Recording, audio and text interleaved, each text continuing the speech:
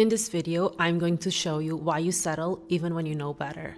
Hi, I'm Melissa, I'm a GP, I'm a certified coach, and I used to be a fearful avoidant, but after many years of working with my subconscious mind and with my nervous system, I was able to become securely attached in my romantic relationship. And by the end of this video, you will understand the psychological and nervous system mechanisms behind why you settle. So you can stop blaming yourself for a pattern that you didn't consciously choose. If you've ever been in a place where you've known that a relationship wasn't the best for you, but you stayed anyway, or you consciously knew you deserved better, but still felt this urge pulling you towards something that wasn't stable, that is not weakness. That is your subconscious choosing what's familiar. And your subconscious is always going to outwill your conscious mind because your subconscious drives 95 to 97% of all of your actions, emotions, and decisions. Our brain is wired for survival, not happiness.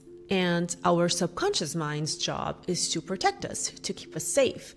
And the thing is, it equates safety with familiarity. So if you experienced a lot of chaos in your life, to your subconscious, chaos feels like home and calm feels foreign and dangerous. The way it works is anything that you experience over and over again, especially if it makes you feel a strong emotion, slowly programs your subconscious mind. And when you go through painful events, your mind seeks certainty because certainty means safety. What this means is if something bad happened to you and you don't understand why, your subconscious is going to give meaning to those things. Let's say that you grew up in an environment where there was a lot of chaos and a lot of pain, or you were abandoned, or you were betrayed, or you were trapped in a situation that was really hard to handle as a child. Then what your mind learns is that relationships equal pain, chaos, abandonment, feeling trapped, being betrayed. And that is what gets imprinted in your subconscious mind. And the thing is, the subconscious is always working, so it's always storing every single thing, even things that you aren't aware of. And over time, those repeated emotional experiences become automatic patterns in your subconscious programming. And they shape how you react, how you see the world, what you believe in, without you even realizing that.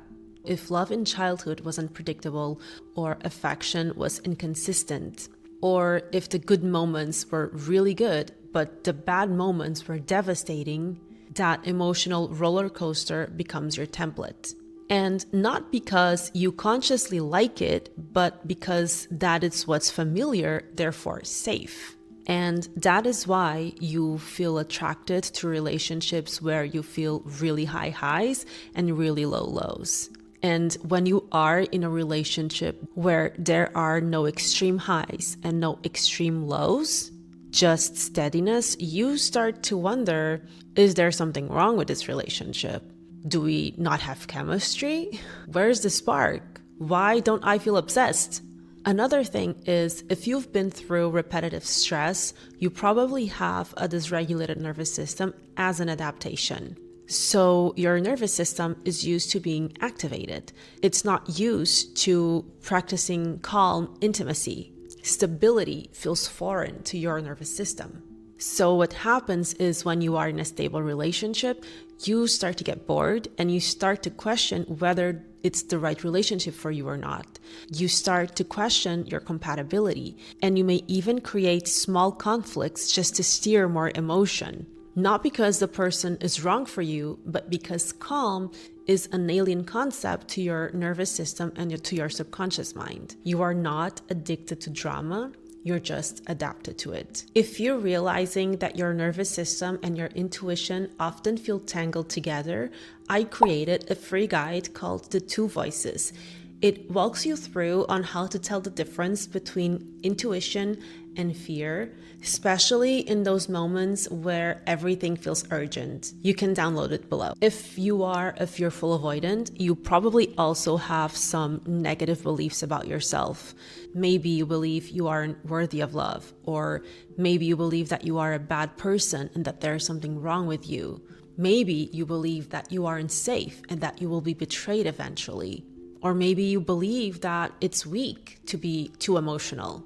And maybe thoughts like, this is the best I can get, or I am too much, I'm asking too much, I am really hard to love anyway, are constantly going on in your head to the point where you can't hear your own wisdom. So you can see how settling has nothing to do with knowing better.